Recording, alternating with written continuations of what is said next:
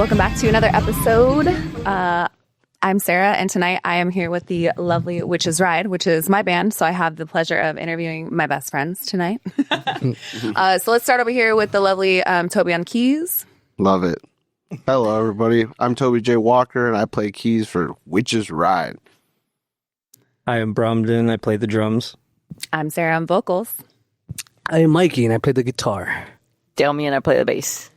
Now we're done with the serious business, right? Yeah. So each one of you, I just want to know, you can jump in anytime you want. We can do a little round robin.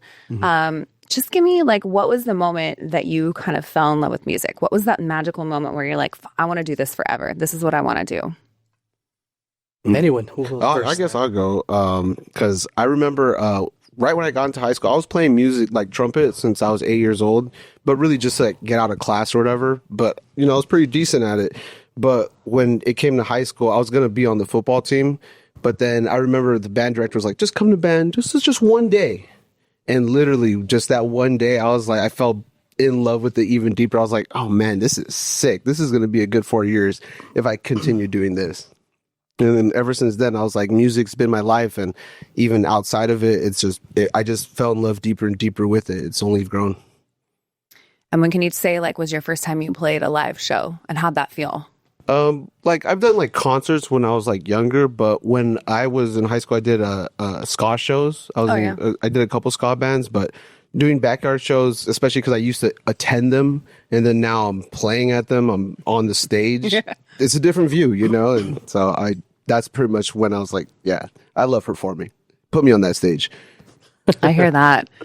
Who's next? Tell me. What was your magic moment? I honestly, same thing as Toby, man. Like, I was influenced by the people I was hanging around with, a lot of metalheads, and this one guitarist in particular, amazing guitars. And one time I brought this shitty guitar I had, and I was like, hey man, can you tune my guitar? And he was like, yeah man. And then he was playing it, and he was doing this incredible thing I didn't think anyone could do at that time.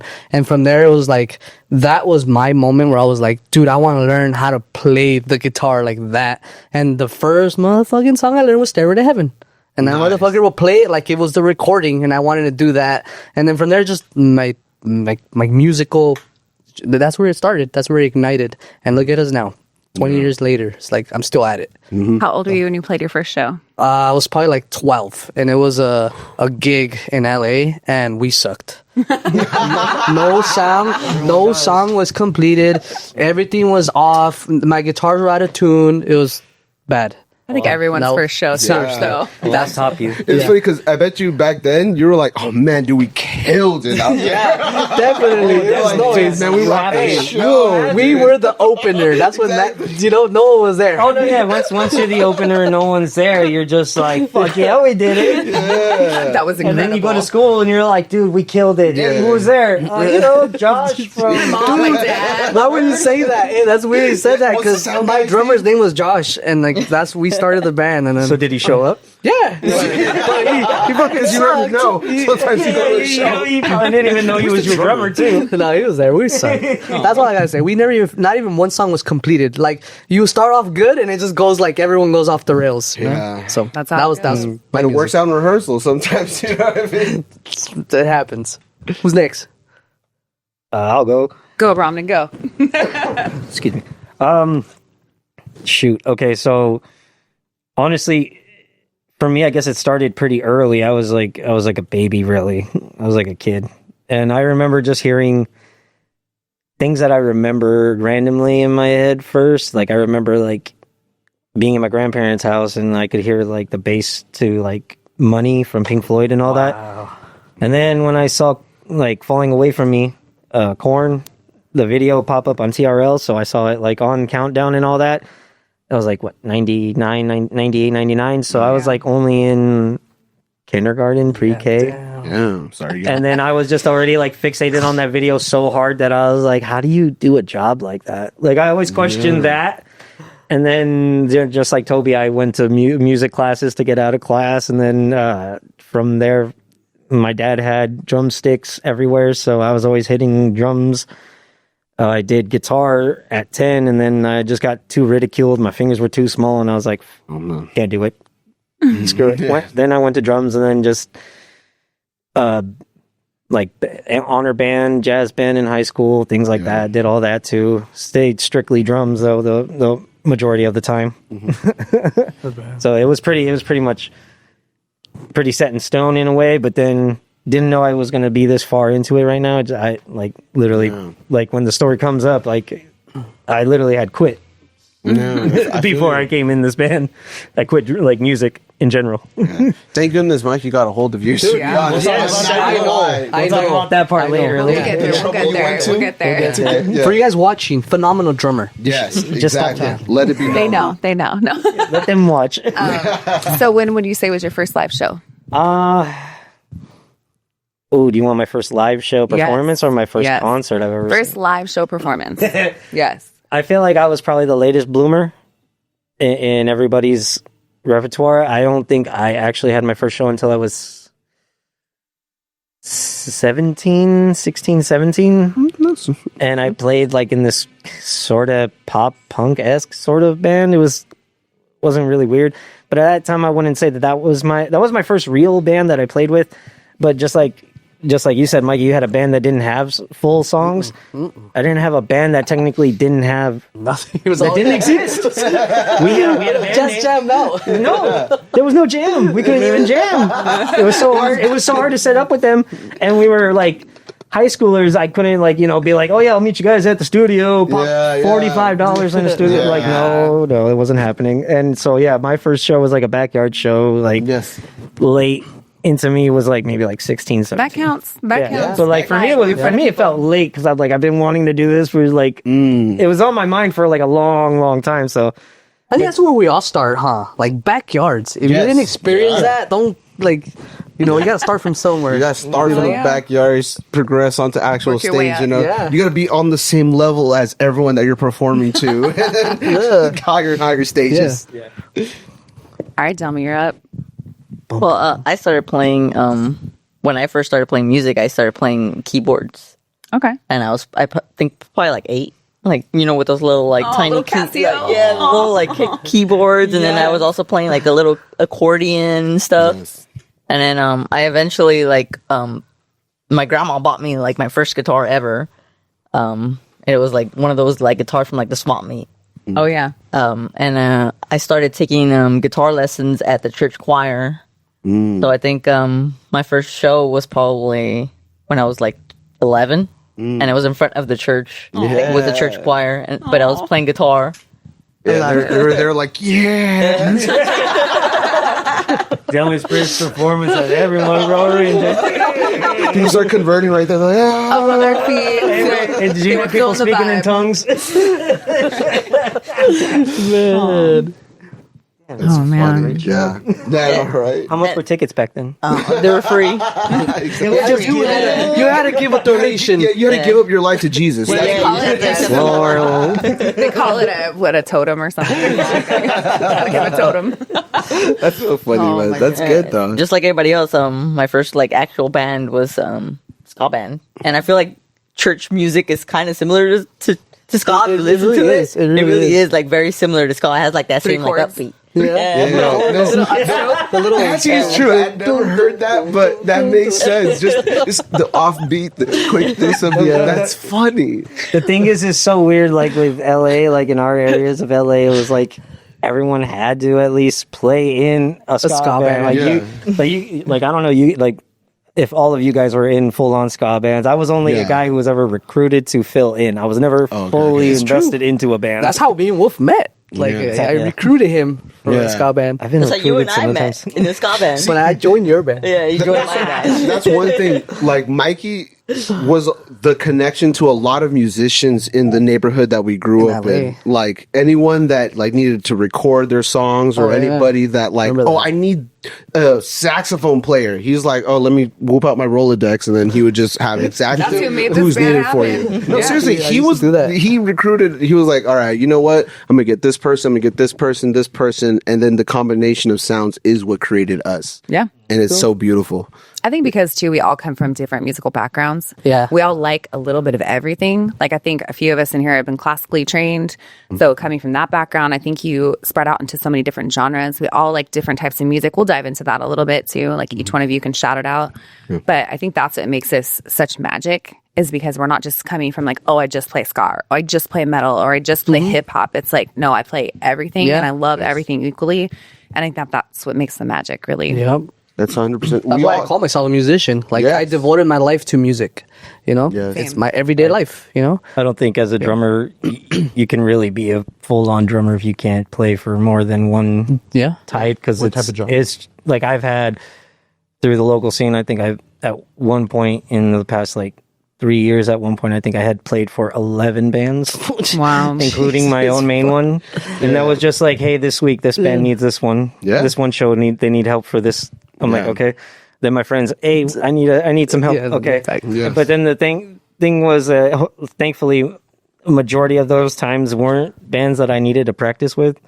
It was like just going to the show and then we just played the set that we might have just done like 2 months ago, and we're like, hey, you still remember that? I'm like, yeah. He was like, okay, we'll just do that. Nice. That's funny. You save set list. Yeah. I noticed that so much, especially living in like LA, OC area. Every member of a band plays like in several different projects. That's a thing. And it's crazy to me. Because for me, I was always like, no, I'm in this band. I'm dedicated to this band. I don't want to be in any other band. I don't think that matters now. Back then, to me, it didn't matter. I was in like 5 different bands. And now I try doing that and it's like, nah, I'd rather stick to one. That's just that slowing down. Maturity. That's slowing down when you're just like, I've got all this other stuff too, but then at the same time, it's like, got to prioritize maybe this band over that band, and it sucks, and especially when you find a limit right there, you have to tell them, I think I'm going to skip out on that one. You kind of feel bad because you're like, you can do it, you just don't have the time. Yeah. No, I definitely get you with that, man. And man, I fell in love with music the minute I heard it. And I don't know when it was I heard it or what my first memory of music, but I just always remember my mom was in the backyard gardening, listening to music all day. And then we always had like this wall. I'll never forget. We had this wall of records in one of those huge like record store like kind of racks. Yes. And my dad was always playing records. And they set up like a thing in the garage for me. I had a record player and a 8-track player. If you don't know what that is, kids, you can look it up on the internet. I have some 8-tracks. Yeah, so I had that set up in the garage with a mic stand, and I would sing all day long in the garage. And people always ask me, like, what do you want to be when you grow up? I'm like, I want to be a singer. Yeah. It's never changed. There's always been like these jobs, these placeholders, so I could just sing. Like if doing the job got in place of singing, I would quit the job and I would go on the road. So it's just always how it's been. Yeah. So wait, when it comes to the singing, so were you just primarily doing singing? Did you try like any instruments? Like how like I tried guitar. I can't do guitar. I have tried so many times. Like I own so many guitars. I've owned keyboards. I've owned different musical instruments, drums. I have a drum set at my house that I just do not. My brain is like, nope, just sing. Like, I remember in one band, I was supposed to just shake a tambourine, like super easy. Shake a tambourine and sing. I stopped shaking the tambourine and I was just singing. Like, I think that my brain just, that's it. I just want to sing and I want to give it my 110%. And I feel like I've seen bands where guitar players are singing and I'm like, oh, this is boring. Like, I feel like the lead singer just has to like run around like a cuckoo, entertain the crowd, I just feel like I'd be stuck behind an instrument and wouldn't be able to like, I don't know, speak to my people. Yeah. Hey, but do you guys believe that like the whole music trait is passed down if it's in your fucking blood? I think so. I kind of see that happening because a lot of the people in my family, they're very musically inclined. Like my nephew's like, oh man, he's a genius and he's only like 8 years old, 7 years old. My daughter has rhythm and it's like, I see where that comes from. Do you guys believe like it's passed down to you? My first instrument was a record, like the recorder. Yeah, the recorder. And, dude, I was better than everyone in my class. Dude, I was playing Titanic and shit. Yeah. Titanic. Like I remember that shit. And like, no, but it was funny because like I treated that instrument as if it was my instrument, and I remember my teacher was like, "Oh, lead the class," and I was only like in third grade. Well, I was like 8 years old, and I was like, "Dude, I was good at it," like and like the other kids like will hit high notes and shit. I was all perfect and shit, and then look, that went from that to like the violin, and then now I'm a guitarist and many other things. I think when you're around people who play music and stuff like that, they have an appreciation for it. That when you're around it, you just naturally start to pick up. You know, you get inspired, and I feel like if it's in your, like you said, if you're surrounded by it, like I was surrounded by music, it was a part of my daily life. Yeah. So I think and you've got people, their parents, maybe they're in tech or maybe they're building cars. Then that's what that kid kind of gravitates towards. Or you're like total opposite, and you're like, "F this, I'm gonna do something else completely." Yes. Yeah, no, Because you've seen those kids. I'm one of those kids. Yeah, and they've seen it, and they're like, "No, I don't want anything to do with that." And I think that it can go either way. It's either a part of you, or you're like super anti. Yeah. So. Yeah. I think the inherentness to like music, can be like passed down and then, can be changed into and be like, oh, like how my parents listened to like 80s thrash metal and things like that, punk. And then I was like, oh, what's going on the other spectrum? Because I need to find my own stuff too.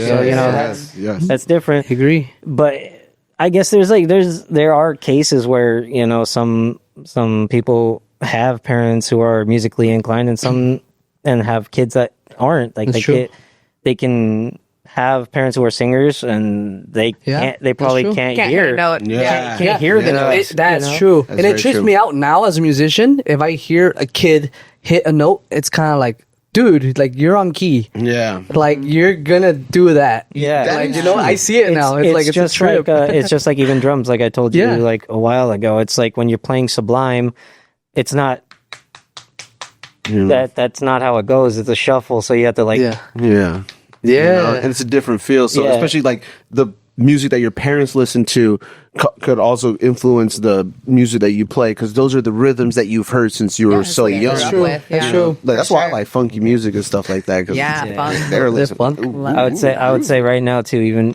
but right now too, we should go back because we kind of went off topic too. No, Sarah, you didn't tell us your first and show. Go. Oh goodness! Oh my God! We got to hear this one. That's right. I want to hear the embarrassment.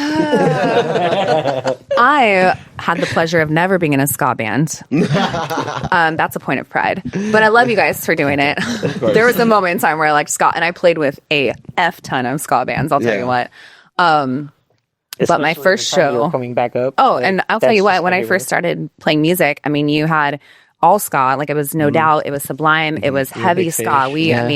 I played with Save Ferris, I played with all the ska bands you can think of, and then you had the other spectrum. You had Head PE, you had Korn, you had all like the Hessians, running around. So it was kind of hard where you could put like an all girls alternative rock band. So they shoved us into the weirdest shows. So my first show was in Huntington Beach, this little spot called TC's. It does not exist anymore. The tiniest stage you can imagine in your life. The sound was so bad, and I had the word, like I threw my microphone. The sound was awful. I walked off stage. It was the worst experience you could ever. I was 18. It was like a pissed off walk off. Oh, it was awful. Because I was thinking it was like you dropped your mic, like you threw it like at the people, like because you were trying to sing with them, like no. Hey. Oh no, just like went. It was no, and I've definitely had those moments where the mic swings off your mic cord, and I'm like, can you bring that back up here, please? No, would you be able to hear that? Yeah, right. I'm all. Anybody find the mic out there?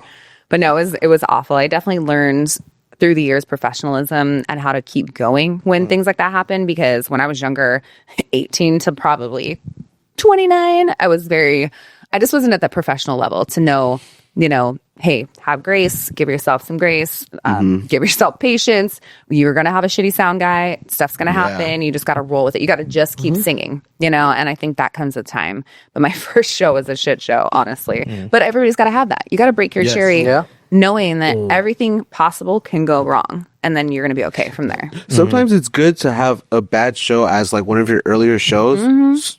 So then you're kind of like, okay, this is what could happen. Because if you always have great shows, and then the one time where the show, maybe it's not even the worst, but it's just not as good as the other ones, then you're like, oh man, then what you have the the heck? breakdown. You're like, oh, what's happening? You're like, oh, and trust me, is I've it had over? bad shows, and every single band I've ever been in, it's just what's going to happen. But now it's like, okay, I have the wherewithal to be like, it's all right, shake it off. You talk to the audience, you make a joke out of it. Yes. It's that professionalism. So. Because we're entertainers at the end of the day. So even if everything is going wrong, as long as the crowd is entertained, then that's ultimately what matters. Yeah. And then I think it's better that we're still at a good level where no matter what kind of mess up goes on the show, like we still feel awful about it, you know. Right. We're still apologizing. We're still like, oh God, I can't believe I hit that. Can't believe I was supposed to do that. The good part is most of the time nobody knows what happens, Yeah. but we know. Unless it's another musician. See, the music teacher has always told me that, but I still call bullshit. They know. They know I didn't do it. Hey, but you know what's crazy? This band has taught me a lot about being professional and like quality and stuff. Because I want things to be tight and muddy. And when I met Sir, I wasn't there. I was muddy, and you seen that, right? How much we improved in that, and it's crazy because this band taught me that, and I'm grateful for that. And also, Wolf, he taught me a lot too, timing and stuff. I always had shitty timing because of all the shitty drummers I played with. No offense. The intro of Rondom into the band really like made the time. Yeah, you guys felt it, right? Yeah. You guys heard the recordings I put up, right? Yeah. Oh, it just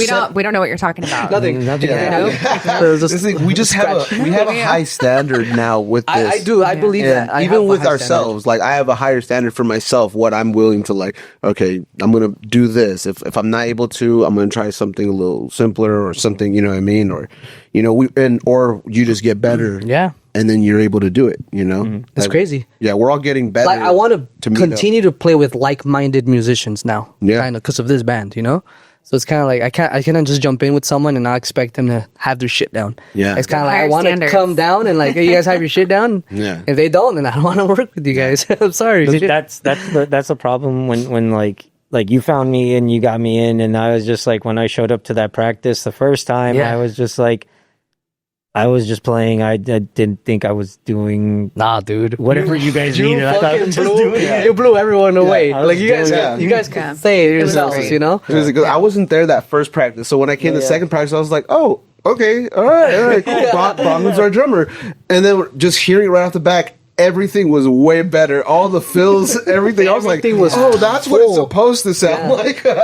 It's a trip. That's the thing. It's good just being with people who are just as passionate about music as we all are. Yeah. You know. So circling back to live shows and things like that, what do you guys, when you go and play a show and you're thinking, I put on a great show, this and that, but when it comes to the audience, what do you want the audience to leave with? Like, how do you want them to feel after your shows? Tell me. I want them to be like, damn, that bassist was pretty good. Can I get to another? She leaves that imprint. She does leave that imprint because she moves, you know. And people like that shit. It's like you're a snake, and you're like You're a snake. You're like you're you're putting them in a trance. You know? You could tell because the good stage presence, people notice that. Like with a lot of recordings that people do, it's like they see her. Oh, wait, look at this over here. you know? Yeah. Good. Yeah, job. like honestly, like I feel like I'm the quietest from us, but like when I'm on stage, it's like I'm the one that moves the most. Like, she has to get there though. I've seen that in the beginning. Like she's a little stale. It's So, yeah, like oh shit, just doing the snake. No, she gets down. Yeah, Are she you gets down. kidding me? past I look to her and I'm like, are we getting down? Yeah, The past couple performances, I'm like, okay, I'm gonna start doing that too. Toby's all, I'm stuck behind these damn keys. Yeah, exactly. I'm like, look at that. I told you, guitar, goddammit. How about you, Mikey? What do you want people to feel? Honestly, no. I see it all the time. After every show, just hearing people saying like, "Oh, they're a new fan," because we're obviously a little bit different, you know. Yeah. We have the keys that bring in that door. Like I don't know, just people leave and they want to search us up, and they do find us, and then that's when they leave their comment like, "I like this band. Like, what the hell? They rocked us," you know. Like for example, last show in Vegas. We we're not the same genre of any of those bands, but yet we rocked the house, you know? Yeah. So that's what I like. I like leaving the show, and it's been happening when we leave a show and we leave an imprint. We're like, dude, that band was dope. Like, what the fuck? They're different, you know? And that's my. Yeah, we're the only band that sold merch that day. Yeah. I noticed because I was next to the other merch people. Yeah. That's nice. And I will say, everybody else who was selling merch that day, it was bought by me and Toby. Probably. All of these got our shoulders free. Here, let me support y'all. So, hey, thank you, Nosferatu Fest. Spent all their money there. We didn't really make any money that night. I bought records. How about you, sir? You bought rings That's that you're funny, wearing. right? I guess from the time I was little and singing and stuff like that, my whole thing was when I watch a singer and the way it makes me feel, like it makes me feel inspired to do that and to make me think that maybe that's possible. And I might get a little misty-eyed, but there's certain artists that I watch and they'll almost bring me to tears or give me a chill because of the lyrics in the song, or the way the melody is played, or the way just their magic. Like, and I don't know if it's just from a musician, or I know other music lovers probably feel the same, but there's just the minerals that come together, and you'll hear a great song and you're like, I want to do that. Yes. I want that to be me.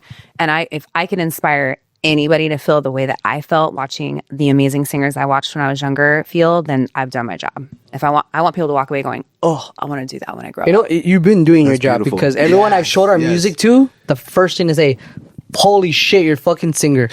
Like, dude, like bullshit aside. That's how I lured these guys in. Like the first thing Dami would say, like, you know what, I'm not a joint because you have a badass singer. Yeah. Like, those are her words. Yeah, the song I listened to, I think, was a cover song or something. The House of the Rising Sun. Yeah, and it literally gave me the chills. Yeah. Because I get chills like from certain music. Oh, same. So if you did this within the band, imagine what you're doing to the people, you know? Yeah. Good. Just your little sound check. cast my spell on everyone. Yeah, whatever you do. Singers, they speak to I the swear to soul. God, Mike. I just want to throw a stick at you. Like, hey, cut it out. No. So, but yeah, definitely like singers is especially like that to say it as an instrument, you know what I mean? Like that is the instrument that people hear the most and that resonates with them the most, you know what I mean? You're literally speaking out to the people when you're doing that. Like people can enjoy the groove of a bass, you know, the groove of the drum, but it's the voice that really just like cuts deep. Well, the problem is too, I think singers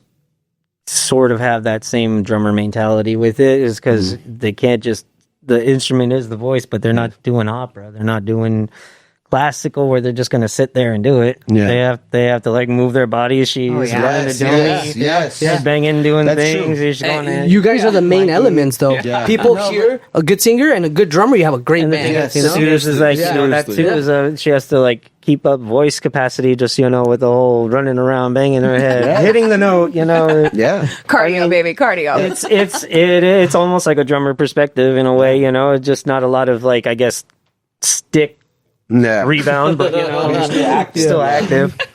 Yeah, stage presence is mandatory when you're a singer if you really want to catch people's attention. So, yeah, and then she has plenty of it. So, you know, it's beautiful. Thanks, guys. I'm blushing now. Of course. How about you, Bromden? How do you feel like the audience should feel when they leave the show? Oh god. Oh yeah.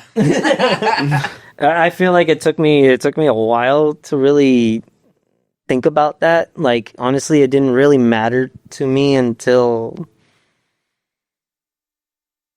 maybe before this band, when I was in a previous band and we were kind of doing like an artsy style, grungy kind of thing, and it was fine. It was with a female singer too, and it was fine. It was going good, and then just things happened, pandemic, blah blah blah. Move on. And things happened, and then after that, I was like, that was around 24, 25. So around there, I was like, okay, so this band's got more dynamics, because like at that time I was playing ska, pop punk, dance music for some people, like, and I was just everywhere, and most of that stuff wasn't hitting what I needed when it came to dynamics, when it came to all that other stuff until that band I joined. And then when it came here, it was more or less when I got with Mikey, when I was like, the stuff you guys are making, I can actually do something with. Like, it's different. Like, when everyone gets to me through the scene, they're usually like, oh, can you do blah, blah, blah, blah, blah. I'm like, Yeah. I could, but it don't fit. You know? Like, that's what I tell everyone. I'm like, I could. It's not going to work, because how am I going to get back to one? Yeah. You're going to 7. I got to get back to 1. Yeah. So having something more dynamic. Yeah. So and with this, it makes it better, especially now hearing our new stuff, secret. Those things now, I'm like, that's why I've been telling him, like, I need to hear what's going on outside, because Yes. from what we've seen doing the first album, like, I'm not necessarily just a drummer, but I can speak with Toby and Mikey about configuring the song and structuring it with them, so that at least I have a little bit more of a job. So I guess everything came down to just the music, importantly, until more or less now. Now I'm like, I want the people to feel something, because the music's always just been number one for me. Like, I've never really cared about, like, I like being an audience member, so I don't see myself as a person getting an audience. I just see myself as an audience person because I've been to more concerts than I've been playing shows. Well, you've got an audience now. Yeah, so it's like it's So like wrong with it. now I'm mostly thinking about what they're listening to on CDs, and literally what they're seeing and what they're saying to me is whatever I'm getting as feedback. That's pretty much all it is. I don't really have a sense of, oh, when I go and do this show, I need to think about what they're doing. I just need to make sure I'm hitting my hits and the show is going without any derailing. So they're leaving with that flawless experience. Yeah. So pretty much it's like get the job done. Yeah. For me. It is fun putting that experience to use, like when you're like, oh, this happened at a show before, and then I'm able to implement it into this. And being at so many legendary concerts over my lifespan, I've seen like Roger Waters to Dead Kennedys to awesome. Psychedelic Furs. I've seen all kinds of genres in amphitheaters, in small venues. So really, just being a drummer, it's just like I'm picturing those places in a way, just so that like, it's the whiskey, it's not the Forum, but I want it to sound like the Forum when I'm playing. That's awesome. I like that mentality. Yeah, that's really cool. Yeah. like and that goes back to like That's awesome. how you approach every show. Yeah. So like say, from the whiskey to a backyard party to a club or a birthday party, like how you approach every show. And this comes back to professionalism. I feel like I approach them all the same. Like that mentality of like, this is the Forum. This is my Forum tonight. Yeah. This is my Staples Center tonight. Whether we're in a living room or whether we're in a backyard, I'm going to present this show. Like I'm performing for everyone in the world right now. And today, like just like putting this into the podcast, saying like, I literally brought Bromden and this lore of this mass character really just to make sure that the music's more seen. I like that. I've heard through the scene, throughout all the bands I've played for, filled in for, like I've gotten all the props in the world, and I appreciate all of them and I love all of it. It's just that I told him all the time, Mikey, that I've never heard myself at like in a recording or in a video, so I've never got to like critique myself and be like, I don't like that, Yeah. So like hearing everybody being like, oh, you're great, I'm like, thank you, but I need someone to tell me what went wrong. Yes. Kind of, Well, but that, I beat myself up about what I missed, but I'm like, I know those things. Like, I just need to know what's not being heard over there, or I like those feedbacks. the yin and the yang, though. You want the positive with a little, positive reinforcement and a little, critique coming back at you, but not like, you suck tonight. And yes, first world problem. I get it. I got compliments, so I'm complaining. First world problem. I'm not saying that it was a bad thing. I'm just saying I'm glad that I didn't become an asshole about it. Yeah. Because there's people below my level who are pretty big assholes. Oh, we know. We've seen all of them. I've played with a lot of them. Yeah, that's the people themselves. They're going to be into themselves no matter what level, no matter how anything, no matter what they're doing. They're going to think they're the best. I always say it. I've met a lot of awesome, amazing people. I've met a lot of people that I thought were going to be awesome and amazing, and I've worked with, and that I've not been. Yeah. And I don't care what level in this planet you get to. Like, you wouldn't be anywhere without the fans that come to see you. Yes. So why are you being a dick to these people that are just coming up to you and wanting to talk to you, or spend 5 minutes of your time? It's not going to cost you anything to give them respect, because they've spent $1,000 tonight to come to this show. Give them respect. 5 minutes to be like, hey, thank you so much. Oh, you did a great job. Thank you for coming. Boom, done. And I've come into contact with those people that have just been like so dismissive and just don't give a shit. And I'm like, you do realize you're on that stage because of these people, and you would be nowhere without these people. So I'll never, ever take it for granted. Yeah. All right, Tobes, what do you think? Like, what do you want the audience to feel? Oh, man. I love, the thing about music I love is you could really change how someone is feeling. You know what I mean? Like, and with what I like is, since we have songs that go from fast and go to slow and like really deep and meaningful, like it takes them on an emotional journey. I want someone to like, they're here to see a good show, and everything. And then they hear a song and they're like, that hit somewhere. It spoke to them. You know what I mean? It's like, we're able to just get this music, and with them hearing it, they finally, like, if it hits something, they're like, oh, now I feel something new, you know? I honestly do think that people do feel that way when they see us, especially when Yeah. we 3 shows at the Whiskey? Yeah. 3 shows at the Yeah. Whiskey each time. I feel like there's always been a different amount of people that just keep on like digging it. Like Yes. when we played Priest, and it was funny because like each show kind of like matched with everybody in a weird way. Yeah. Like my first big show with you guys was the Priest show, and I had just joined, and I was like, "We're playing with Priest," and you didn't know who they were yet. I don't even know who I that is. had seen them a couple times already, and I was like, "Oh, we're gonna play with Priest? Are you kidding me?" It was so great. Wolf hyped it for me, and I was like, I hyped it so hard for you. I was like, I couldn't. I loved it. I was so happy. And then that show, I felt like I took off, you know. Yeah. But the show I felt like I didn't was the Blitz Kid show, but people still said they liked it. Yeah. And, and that was just my own critique about my drumming at that point. Yeah. But and then that was like a show mainly for you. Yeah, And I then love this kid. and then our own headlining show. Like that was a weird journey, and just to like I remember we also played with Calabrese. That was another one. Yes, that one was great. That one was great. So That that one was was We could actually play there 5 times. We kind of have a running show time at the Whiskey. Yeah. We love the Whiskey. Shout out to the Whiskey. shout out to the Go, go. Whiskey, man. Shout out And Whiskey. Sunset. 5 times. You know, a lot of bands don't get to do that, man. Yeah. So it's kind of like I feel very it's lucky. funny. Yeah, me too. Very Me lucky. too. And it's good because even when we play with bands that are a little more known, they hear us and they're like, "Oh, these guys are good." Yeah. So if we want to play with them again, like And that's what happened at the Calabrese show. We know they're good. Like we took Yeah. the audience. I think it's always funny that it's usually you and me in the Yeah. the rooms upstairs, like always Yeah. talking to like I the talk newest to- people that come in, like I love talking to people, to be honest. So Oh it's yeah, just I like love to get to know all the bands. Yes, I just love exactly. backstage life. I don't know. I'm like a Yeah. weirdo. I love the backstage, the whole. I did that in Vegas with Bridge City Sinners. yeah. see that's I had to stop all of them. I was like, okay, what's up? Bridge City Sinners. That's the part that you find something weird about yourself. Because for me, it's like if people that know me, I'm like, yeah, I hate people. I swear to God, I hate them. But they take me to the room with all the musicians. Yep. Those are your people, though. Those are my Those are people. your You know, people. I'm just Exactly. like I'm amongst Exactly. you.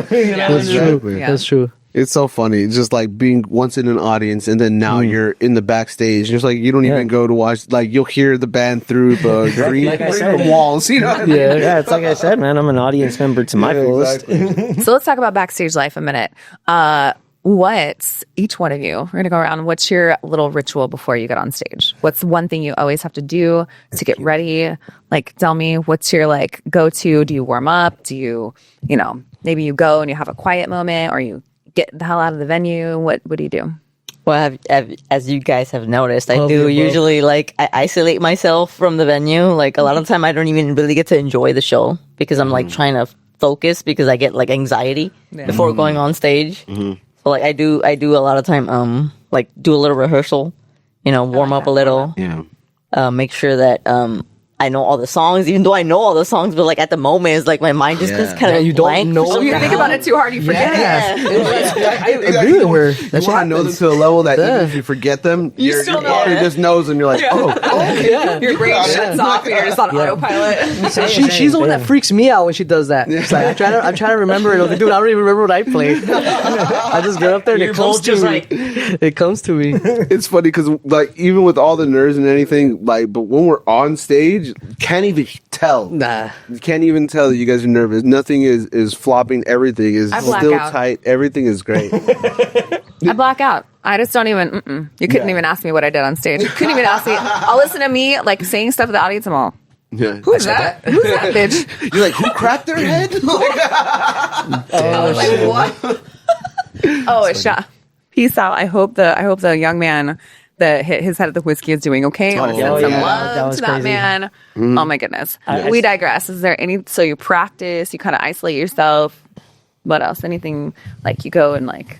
I make sure that I have like something to drink on stage because I get like sick cotton mouth. You know, I don't even smoke That's the anymore. nerves, that's the Yeah, nerves. it's like I just get cotton mouth for like no reason. So like I make sure that I have like a beer or like some type of drink on stage, Yeah. and usually take a shot or two right before to like Ease it in. take the edge off a little. Cider vinegar. Yeah. Yeah. Yeah. Apple cider He's like, what's your ritual? I get blacked out. What is this? The chili peppers, freaking matcha tea, please. Matcha tea. I take some ghost pepper sauce just straight to the dome. Oh my goodness. Oh. So much flavor in that. Mikey? That's obviously my ritual. I get drunk and like, is that like Not drunk. Not drunk. enough, Not drunk. enough, not too Loosened blacked up. out. Yeah, loose enough to like just not look at the crowd.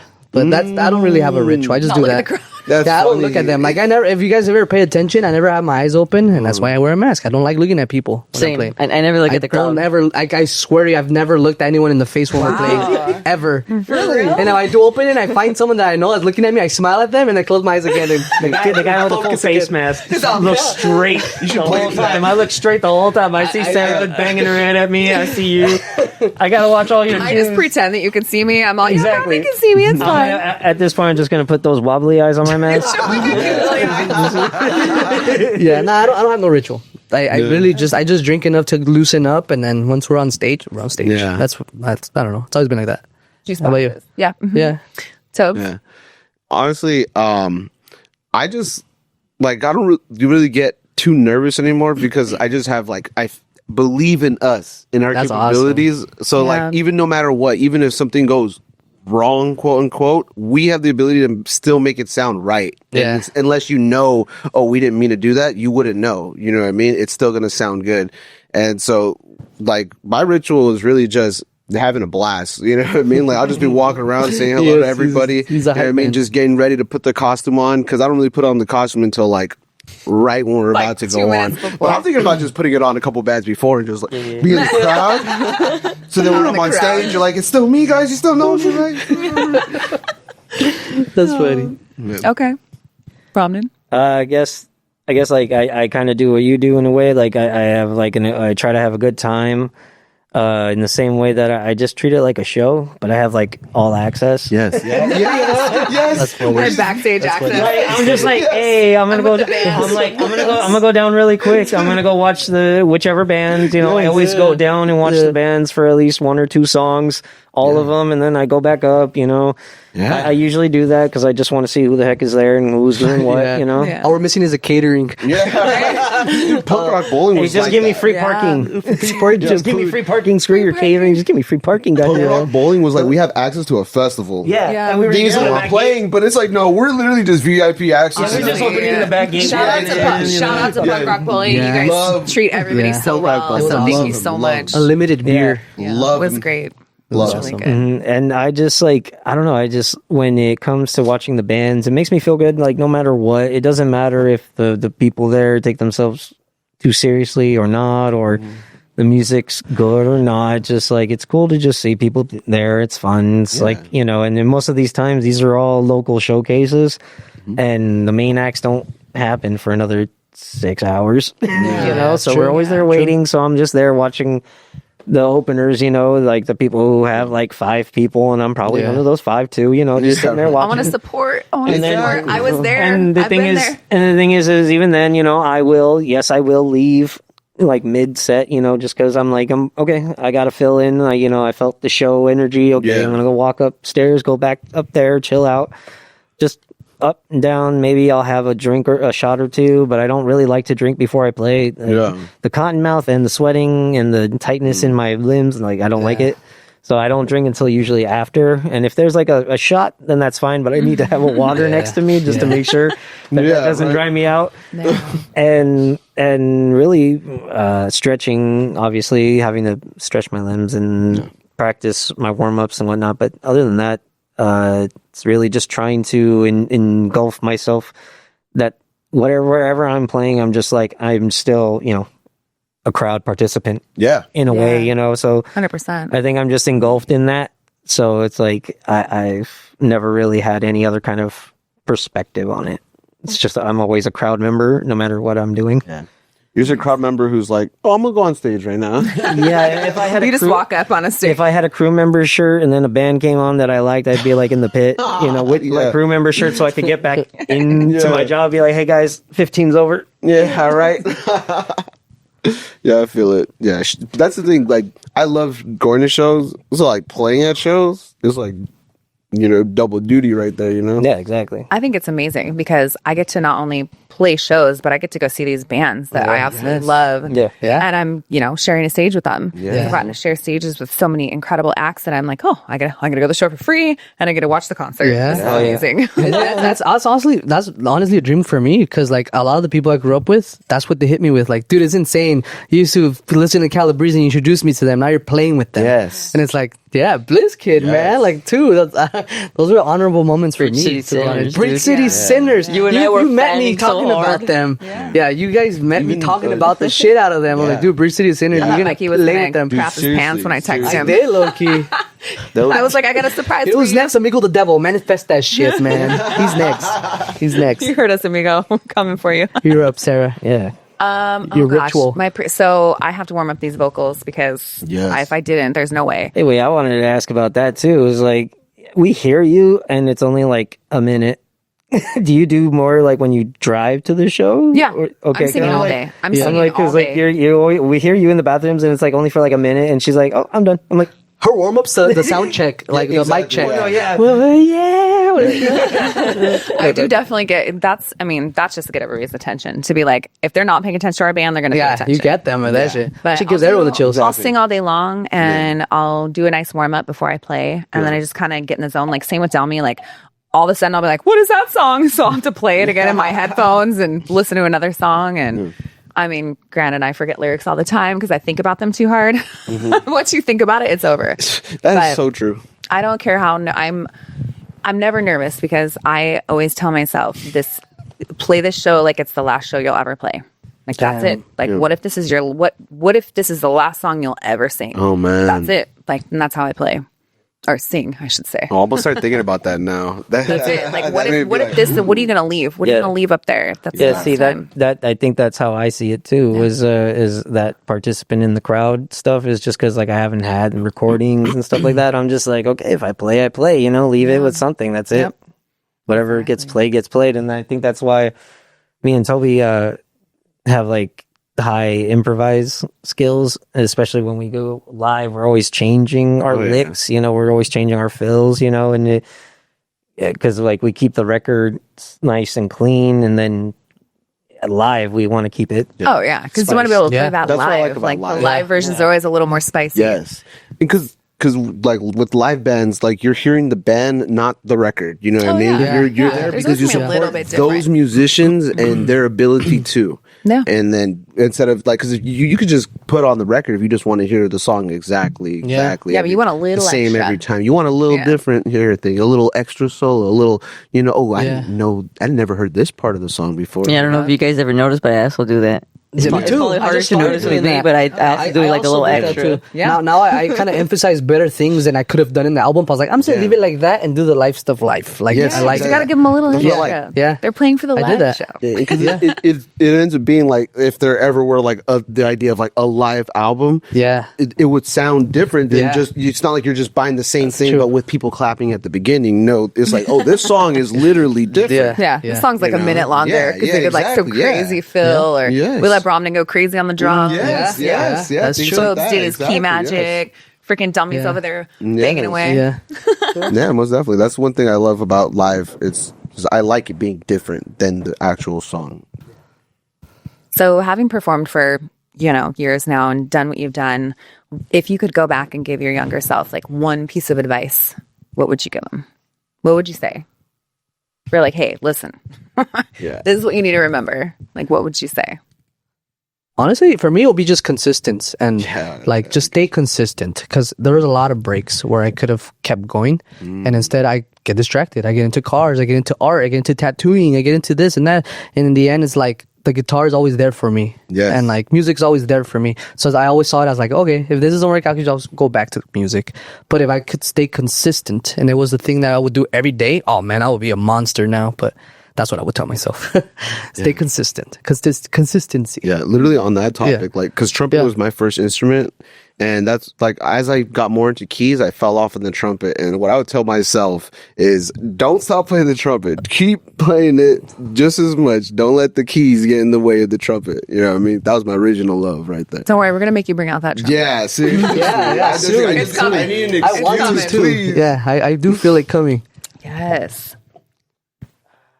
What's up? I think I would just tell myself the same way that you don't care what people think right now as a kid. Yes. Don't care as an adult, because when I used to play shows back in the day, I wouldn't get nervous. I would just go on stage and like I would party all the So it's time. almost like switched. Yeah, it's like almost like you got this like care when you got older. That's different. Okay. Yeah, I remember that. 100%, Me and Delphi played at the Pico Sports Arena. Yeah. Remember? Pico And Rivera Sports Arena. I was little, dude. She was not nervous. She was all over the place. Montebello Park with the stage with the guys from Redbone. Oh, that's cool. Crazy. Redbone is awesome. I love that. Shit, I was gonna say quit, you know. No. Just like how Delmy said with the I don't care, just ignore the ridicule. Yeah. Really, that's all it is. Like when I literally, like for me, I quit learning guitar at 10 because of ridicule. Yeah, damn. I was 10 with tiny fingers playing a classical guitar, which, you know, That's has hard. that's like does you that have to 12 literally strings? it's a 6 string, but it's like Okay. It's the nylon and they're spread out more. yeah, they're spread I out. see. So it's like my Even little the frets are hands have further to like apart. crunch it down, you know. Well, you're little. Yeah, and like, you know, I went to ELAC, East Los Angeles College, for a like little summer sessions and all that, and like the teacher was a complete like a hole. I'm like, then why did you have a age limit from 10 to Yeah, that's 18? horrible. Like he would like move my fingers like as if he was like an angry parent, and like like move my fingers like no, like this, you know. And I'm like, Ooh, see? dude, like Jesus, man, like and as you can see, my fingers are pretty long now. They got big enough. They got big enough, but now I do this, you know. But it was just all that, and then to see what the world does now and how music is so diluted, and how much people are just faking that they love music now. Yeah, like I completely wish I would have just said, ignore the ridicule, fuck it. You know more than most of these people, and you're only like 10. Yeah. You know, and it's weird, you know, when you're like, you're 10 and you're already going to like punk shows and metal shows, and people are like, you go to those? And it's like, yeah. And then when you go to high school, everybody's faking that about it. Yeah. I never, like, all the punks that I knew, they're like, oh yeah, I got into punk when I was like a freshman. I was like, I was 10. it is funny. I was you like, say no, that, I wasn't man. even 10. I was like in kindergarten, preschool, singing I Saw Your Mommy from Suicidal, because my dad, That's my oldest.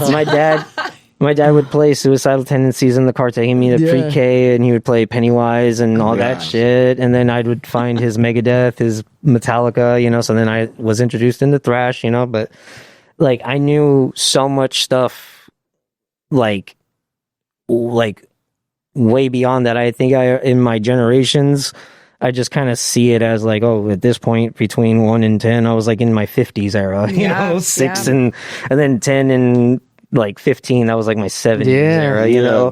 I was really into 70s bands, you know, and then like it's like the music now, it's like it's gotten stale, and then you know, AI and whatnot. Don't want to talk about that right now. That shit, but you know, You digress. I digress. You know, it's like my biggest example is when we played the pre-show at the Whiskey. Everybody had drummers and stuff, but then when I got on there, The real drums. boom. Like, I hit that bass drum, and I was like, felt that boom! thing. I felt the whole room shake, and I was like, what? Did I do something wrong?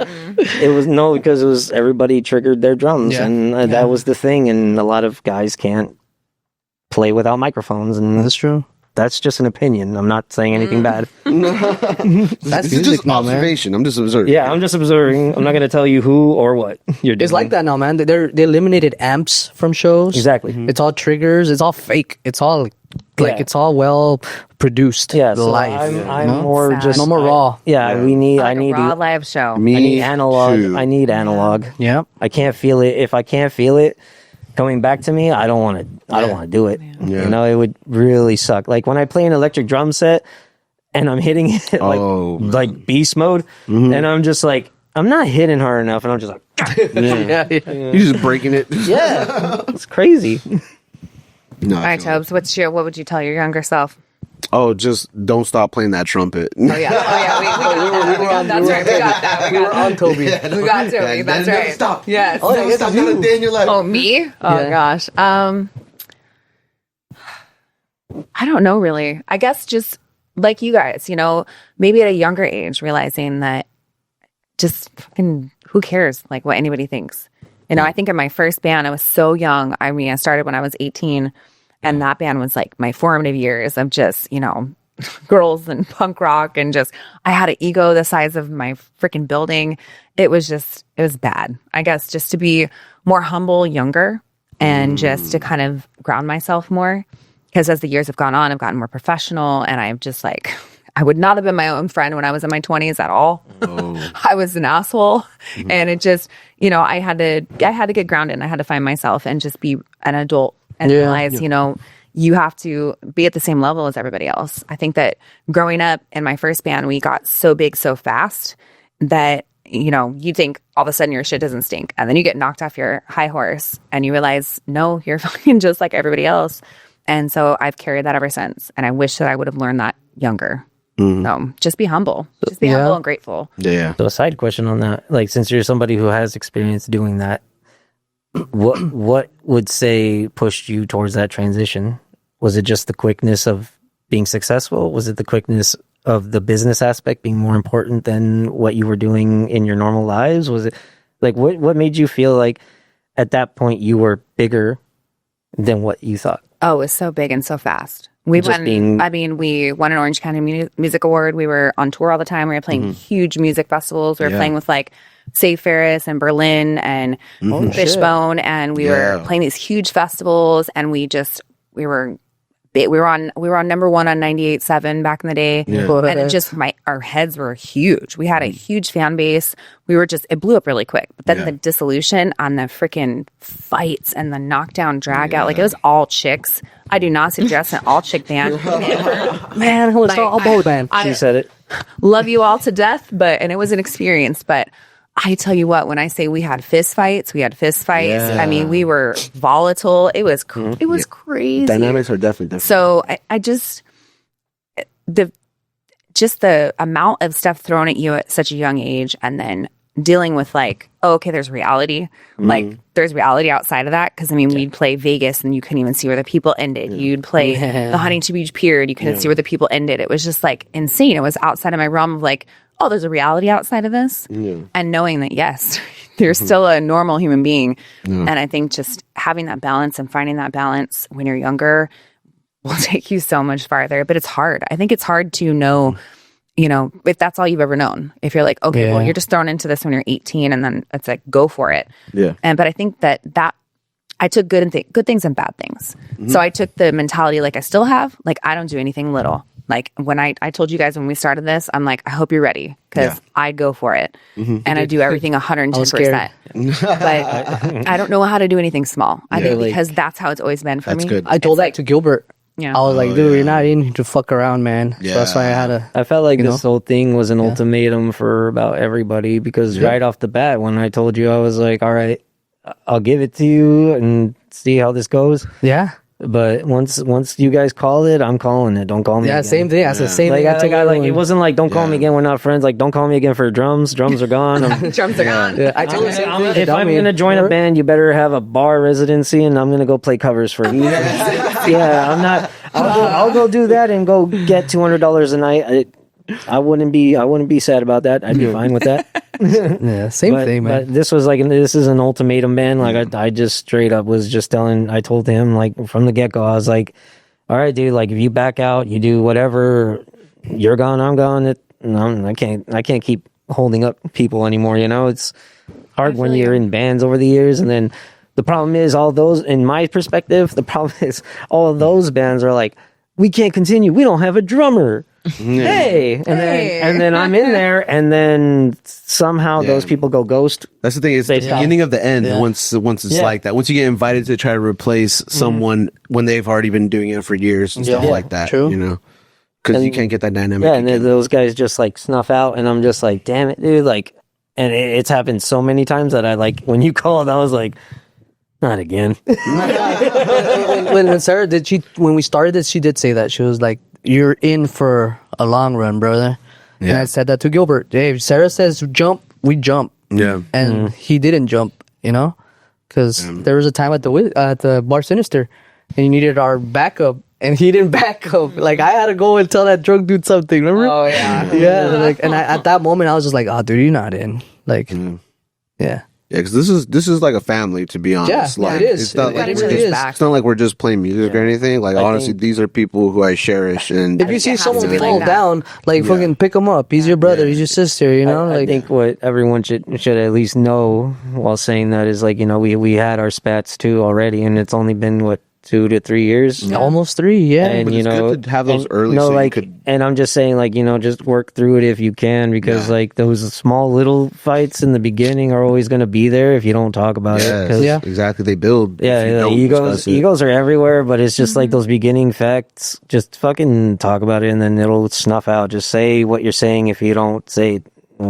it won't happen. Yeah. And it's communication. Honestly, it comes Yeah. down to it. That's 100%. Like we all had to fix ourselves Yeah. in order to get to this professionalism. We didn't just wake up with professionalism. Oh, no. No one's perfect. Yeah. we decided to be professional. That's the thing. Like, I like that we understood that, like, what we're doing is more important than any, like, little petty thing like that. And, it's like, at the end of the day, what we're trying to do, like, playing the music that we play is, that's ultimately what we're trying to do. I think we just have the right fucking elements at the Yeah. right fucking time, because everything is going our way.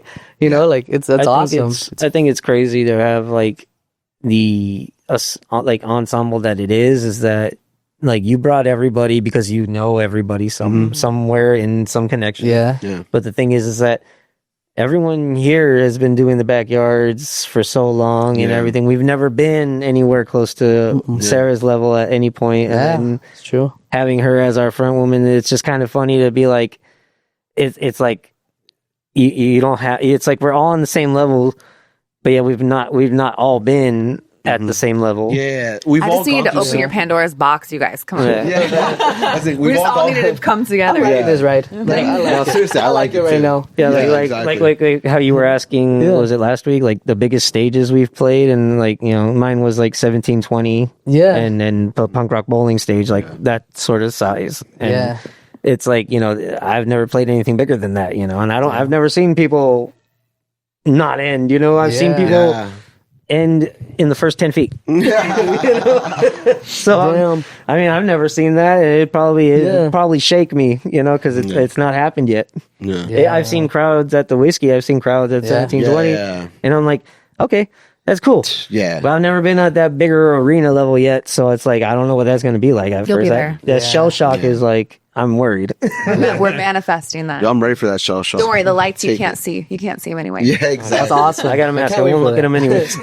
That's one thing when we're on stage and playing. Like, I don't really look at the crowd as much. I have to actually tell myself to look at the crowd because I'm looking at all of y'all being like, "Yo, isn't this great? Like, just like, isn't this music just phenomenal that we're Playing playing?" with my friends. Yeah, like just look at everybody, be like, "Man, look at that bass part right there." Yeah, and then Mikey's playing over here. I'm like, yeah, yeah. I'm just there, I'm just enjoying. So I was just jamming out. Yeah, I'm just jamming out, but we just happen to be in front of a bunch of people. That's really what it is. Well, I just want to say I appreciate every one of you. No, Honestly, like we love you. you're my family, and if you go anywhere, I'll find you. Okay, so I like to end every single interview with my favorite question. And I'm going to start with Delmy. What's your favorite horror movie?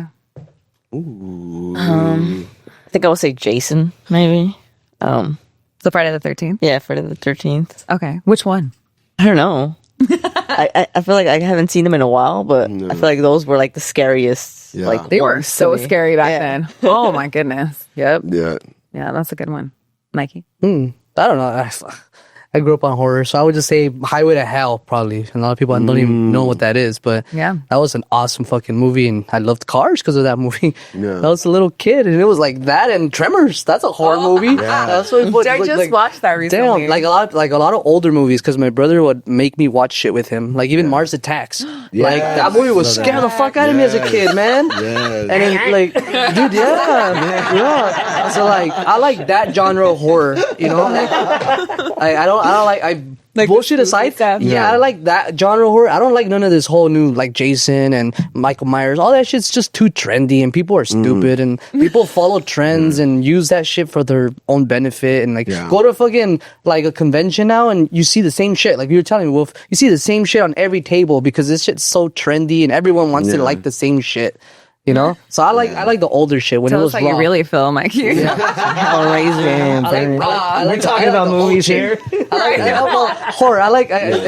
For me, it's like I grew up on that horror, so I can't really say I like just one. Like I grew up on a lot of them. So. Yeah. Candyman. Oh, that. Candyman was so Even good. like fuck, props to Jeepers Creepers. What the fuck? Why is he not on the map? Okay, wait. Why is he not on the map? Wait a you know? minute. But that was Jeez. scary as shit until you saw his I like Jeepers face. Creepers. Yeah. I was like, he looks like a giant roach. No, but when he's I'm just not scared flying anymore. around, It was funny. If they just would have not shown his face, it would have been so scary. Like all these cosplayers are trying to be the same cosplayers as everyone else. Yeah. Why haven't you seen Jeepers Creepers walking around? That would be because he so looks like a sick. giant roach. I would want it. I'm gonna do it. All right, They just fly around, just be I'm gonna pointing do at it. people. Jeepers Creepers, and you know, fuck it. All right, next. All right, Wolf.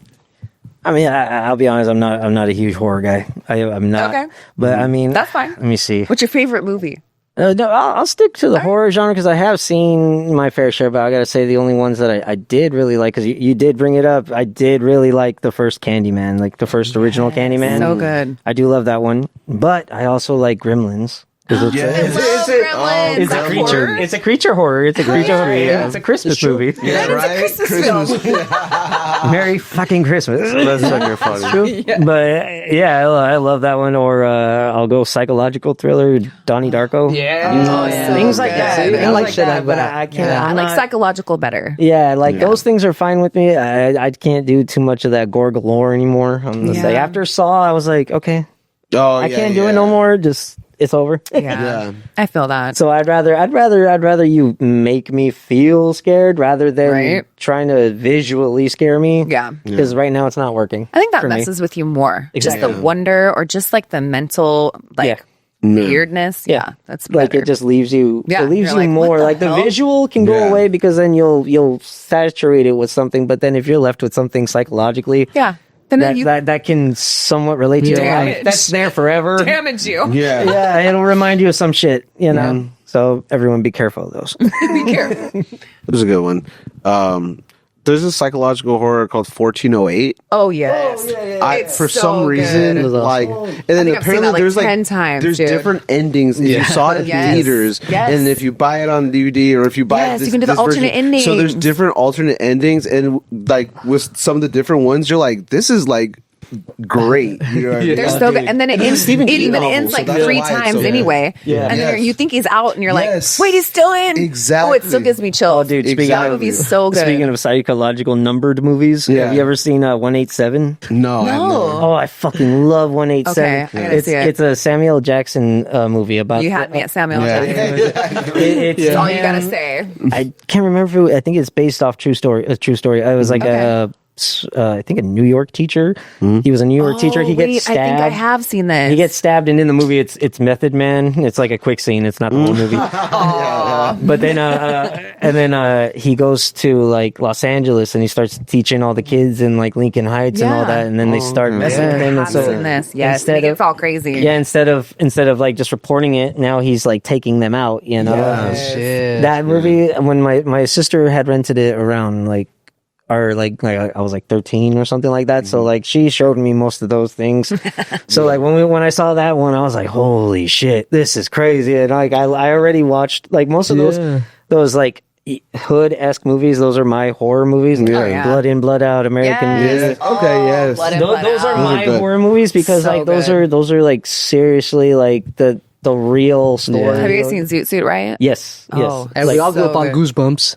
How about Tales from the Dark? Yes, What- yes. what- Tales of the Scary stories to tell in the tell in dark. the dark. Yes. Oh, Tales from the Dark. Those are the original horror shit. You afraid of the dark? Yeah. Are you afraid of the dark? That's Yes. true. I used to read scary books more than I Yes. I actually should jack watched. them from the library. You know they have the book fair. They're The coming book for you, fairs? Mikey. I, They're coming for you. I Oh my swear, God, my mom would not buy me those. I would jack them. See, That's so funny. that's what I tell people all the time. It's like today people want you to love horror and want you to watch horror, and I'm like, I'd rather have my music be more scary than whatever they're gonna show me for an hour. I like So that. it doesn't make I me like that. feel any better. It doesn't make me feel any like great. I spent good money on a good movie, like anything like that. Like it doesn't make me get feel like that. that. But when I get a good album, I'm like, oh, Yeah. I fucking love this, and I listen to it all the time. Like I just re-listened to Karik Angren's "This Is No Fairy Tale," and it's a whole story that's modified to talk about the story of Hansel and Gretel. Rad. Ooh. The real story, the grim fairy tale. It is Exactly. so, That's good. It is so tied to realisticness. Yeah. Like the Hansel and Gretel are not like just some kids in a house. No, they're just not some kids in a house. They're kids being abused. Yeah. Their mom's an alcoholic. Their father's abusive. That's so funny. Wow. They get kidnapped by. They get kidnapped. They get Not- kidnapped. They Yeah, don't exactly, get. They don't. yeah. They don't just like leave a. No, they Wander ran. into They the run woods. away from home. Yeah. Yeah. They get kidnapped, murdered. It's black. It's depressive black metal. So let me point that out. It is depressive black metal, and in the words are very graphic. The especially in that album, it is a bit hard to listen to because it's called "This Is No Fairy Tale." So the lyrics, the writing, it's all written like a story. Yeah. So the lyrics are kind of all over the place with the music. So it's like there's not a total structure, but there's definitely not an unmade structure. But I'm trying to ramble, so this don't end. I'm It's having. all right. It's all right. Toby, what's your favorite movie? Scary. Outside of 1408, yeah. to be honest, the Nightmare on Elm Street, like out of those, like the 80s and like those horror movies. Oh, like for some slapsticks, reason, Nightmare on Elm Street, like I always liked that he would just say a nice little line as he's killing. It's not just silence, it's just like a silent murder. It's like, you got some He was personality like- to him. You know He what I was mean? like the finesse. Yeah, He was exactly. like, oh yeah. He was enjoying He was what like he the was doing. tagline killer. I like how that. If you like what you do, you never work a day in your life, and that's Freddy Krueger. He was enjoying those exactly. moments for sure. I like how like that Rick and Morty Scary Terry is supposed to be like the parody, but I'm like it's just Freddy Krueger. Like the lines, the quick lines, it's still just him. It's just to me, I just think it's so funny because it's like someone's about to die, but you're laughing through it because he just said a little something. Yeah. Oh my goodness. Let's see. I guess it comes to me. Classic 1922 Nosferatu. I'm not talking about the piece of shit It's good. that just came out. I mean the classic. That's just black freaky. and white. So the first time I watched it, I was super young and I was in my mom's house, and it was like this big window behind me, like a stained glass, like not like a sliding glass door, and I was alone in like the basement watching it, and I'm like, this is 1922. Yeah. They did this makeup and like it's just so incredible to me that they did that back then, and just the makeup and the effects, and just it was so beautifully done, and it was scary as shit. And that's another case of like you don't need spoken word, or you don't need, it's just the mystique of it makes it an incredible film. I like those artsy horror films. I like a lot of black and white films, like Cabinet of Dr. Caligari, Phantom of the Opera, like a lot of black and white stuff. I don't know, just the older horror movies. Yeah, that's about it. Like classic Frankenstein, Dracula. So Yes. They're so good. They're the OGs. ended in the cupboard. That's a horror movie. Mikey's like my safe movie. I love Are you like that though? No. If I watch a horror movie late at night, I'll have to watch a comedy after. Yeah, I get you. Okay, so then So then lighting up the mood. Okay, so what's your go-to safe movie for your next watch then? Let's add that in. Everyone or what? Everyone, what's the safe movie you would watch after I always go to something? Shrek. I love Shrek, dude. Any Shrek. Something to bring you back down. Yeah, so Shrek. No, Shrek is love. Not the gumdrop buttons. I love Shrek. I feel like So original. I feel like I have to watch if I have like a really bad like I had a really bad episode with the movie. Yeah. It was crazy. It was Bone Tomahawk. Oh yeah. Don't take me back there. Don't Okay, see, so you know what I'm talking about. I'm gonna. You know what? This is She knows what a I'm talking warning about. to all of you. Don't even. Don't. The first scene should have warned me because it was fucking Captain Spaulding and what's his goddamn name? David Arquette. David Arquette. yeah. And they were slicing a dude's throat, and I don't really watch horror movie movies, but I was like, scared me. but when it got to the scene that we're thinking yeah. of, I had like a full blown like disassociation, out of body. I couldn't handle it. I couldn't handle it. It was a lot. That and have you seen the movie Tusk? Oh yeah. Oh my! We just talked about that earlier today, didn't we? No way. I feel like we did. We literally did. It is poor. What is his name? Oh gosh, the main actor. Yeah. Oh, that poor thing. Justin Long. He is Justin in Long, the yes. most Barbarians. Isn't he in Barbarians too? Yeah. Yes, that poor baby. He's in like the most jacked up horror film. Just thinking on now, I loved Barbarians. I thought it was incredibly done. But I think it's like with Bone Tomahawk, like after that, I like something like that. I need to watch something like Robin Williams, John Candy. Yes, please. Something Great with outdoors. Yeah, something with somebody. The jerk. Right? No, because like I feel like for me, I need something that has somebody in it that's wholehearted as well. Yes. You know? Give me some wholesome love. Because John Candy, there's nothing after that I can think that he was in something where I'm like, oh god, this is gonna take me back to the other thing, you know. To the You know, so I'm just like John Candy, Uncle Buck, you know, is always a fucking laugh, That's the you know. best. Yeah, that's the a good best. one. So that would be like one of my like go-to safety movies. What's your happy place film? Tell me.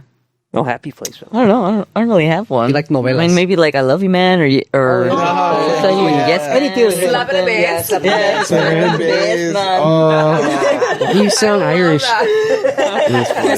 What are you doing? You sound Irish. How does everyone say that? Slapping the bass. Oh my god! Have you seen that Funny or Die side segment that they did, where it was like a deleted scene where they went to the Rush show and they went backstage? And Jason Segel and Paul Rudd, they go in, they eat Neil Peart's sandwich and shit. It's funny. Like it says Neil Peart. He's like, oh, we're backstage. It's to warn off the people who don't have VIP. I'm like, what the f- and he keeps calling Peart, and then he's like, it's Peart, and he's like, are you sure? He's so funny. Ask the guy his own goddamn name. Toby, what's your happy film? Honestly, when I do watch something like that, I probably watch something like from when I was a kid. So like, Five-O Goes West or something like The American Tale. Five-O. I was just at a bar that was playing that fucking ballad song. Dude, that's literally the song right there. That's so fucking funny. That's the song I was thinking of right now. That's so freaking great. For some reason, just those movies, I'm like, oh, those are some good times I was having. Dude, those kinds of movies get me all the time. Like Land Before Time and all. Yes. That was so silly. What was it? FHE, Family Home Entertainment. That was like the brand of movies that would always have those kind. Yeah, Iron Giant, Iron Giant. Don't get me started. Those are the movies. That's my favorite. Down the rabbit hole with our feel good critics. Yeah, seriously, guys. So many good ones. I'm a nerd for like A League of Their Own. Oh yeah. For the boys, but I can't watch For the Boys with anyone else because I will sing literally every song. Yes. You can't watch Ninja Turtles with me, like the 90s ones. I will say every line, every character. Don't do it. That's funny. Yeah, I don't know. There's just so many good like films you can turn on to just nerd out. All right. Well, if you guys want to go around, leave our lovely watchers with one little nugget of something you want to tell everybody about the band or what we have coming up or anything you want anybody to know about yourself or this band, please feel free. Yeah, I guess I'll start. I mean, honestly, stay up to date with our music. Like, listen on Spotify, listen on YouTube, like Apple Music, anything that you guys listen to, because, the way that we're writing music, you never know when it might come out.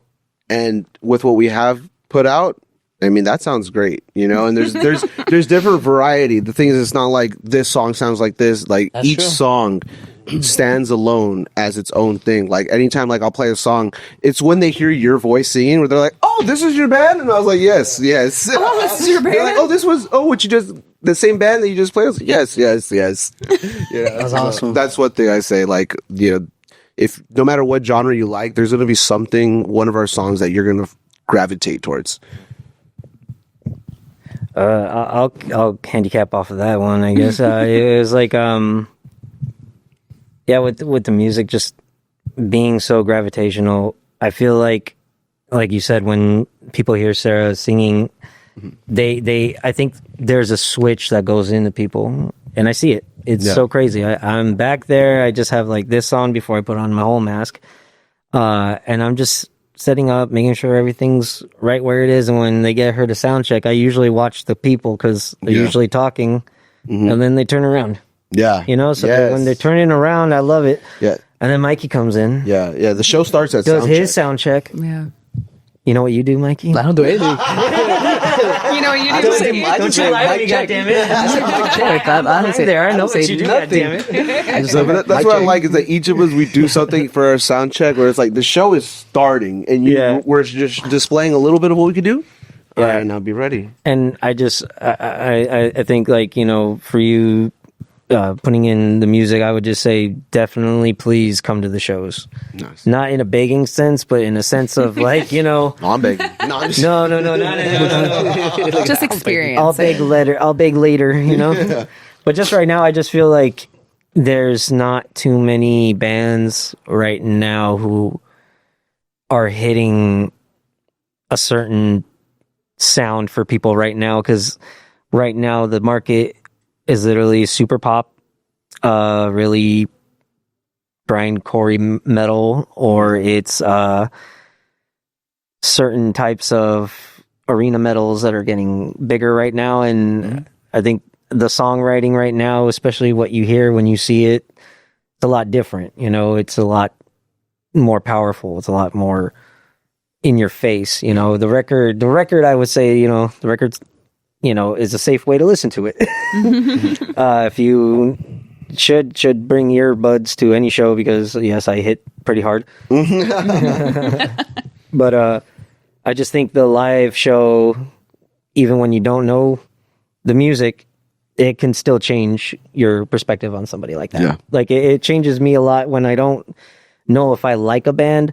I have to go on YouTube or something and be live performance of a song that I'm like, okay, I kind of like this song. How do they do it live? Yes. Because then the thing is, there's some bands where, like, I have never listened to, like, because I heard a live album and it was so good that I just couldn't get into the studio albums. Yeah. That was Totally Pantera. Yeah, my dad had the official live proof, and that's all I heard. So I heard all of the good mic live recordings, and when I heard the studio versions, I was like, I don't like this version, and I never dove into their music. And the thing is, I really do love like Vinnie Paul, and like I was a huge fan of him because I heard Becoming. That's why I wanted to play drums more or less. And I've gotten a signature from him. I've gotten a drumstick from him, and it's like I followed his career. It's just like You just like him live. I just like him. live show. I like him in his live shows, Yeah. and then it's just like it was crazy. And then I heard Hell Yeah and like Damage Plan and all that, but Pantera was just the one I couldn't do after I heard the official live. Yeah. And so I'm just hoping that doesn't happen. But I'm just hoping that when they see us live, that that it's showing them something different than what's going on right now. Yeah. And I'm just happy that kind of basically at this point it is. Mhm. Yeah. And it's a good direction we're going in, I think. Yeah, I agree wholeheartedly. Come to the show, goddammit. Mikey, what do you want to leave us with? Well, first of all, like, shout out to all the people that are gonna watch this. Shout out to Shout the out band to all the outside. people that have been there from day one, because we see them. Shout out to you guys, because we're making this shit happen. We're Shout working out to hard. Mikey for getting everyone here. No, Right. but like, I would say everyone just do you. Fuck what everyone thinks. It's like, we're trying to be different, and we don't do it intentionally. It just happens. Every song sounds different because we don't care how we sound. We just want to produce and make shit happen. And yeah, just shout out to the people. That's all what this is about for me. The people, and love the also people. all the people that are like tagging along in the ride. The Witches Ride. Cheese.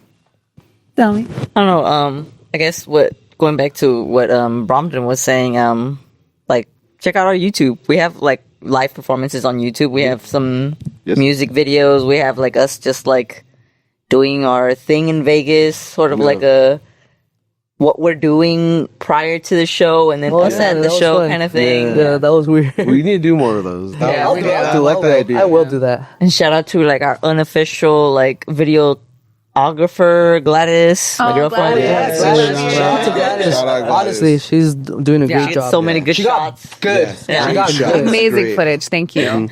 Yeah, it's getting better. Well, just enjoy the live performance and interact with us when we ask you to interact with us. Yeah, I think especially Toby, you and me, especially since you have a half face mask, but it's the devil, and I wear a full face mask. We'll try to be more around the merch booths and all that, just to hang out, because we want to talk to the people who want to talk about our music. Like really, we just want to know what you guys think. Like it's fun to talk to people about this stuff. We don't want to just talk to the musicians, because then at that point it's just, hey, did the snare sound off? Right. That's Like, true. like you're talking about your performance and what went wrong. Yeah. We're gonna Just get tell me what you criticism. liked. You can tell me what you liked. I like it.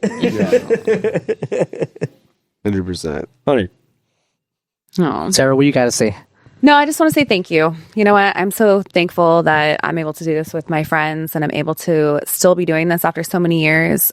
Every show is a ride, and I'm so thankful. I'm lucky. I feel like I'm a lucky person to play where I've played and to keep getting these incredible shows. So thank you to everyone for your support and your love, to our family and friends that stick by our side and deal with us, leaving them at birthday parties and special events and anniversaries. And we're like, oh, we got a show. We'll celebrate later. Your patience and your love means the world to us. We couldn't do it without you. Exhibit for having us today, letting us have this platform. Come to the show next Friday. We're going to be there rocking out for all of you. We've got some good stuff coming up. Please follow our Instagram. Check out all of our things on Spotify, everywhere you can stream us. And we'll see you guys soon. Thank you. Thanks, guys. We're out.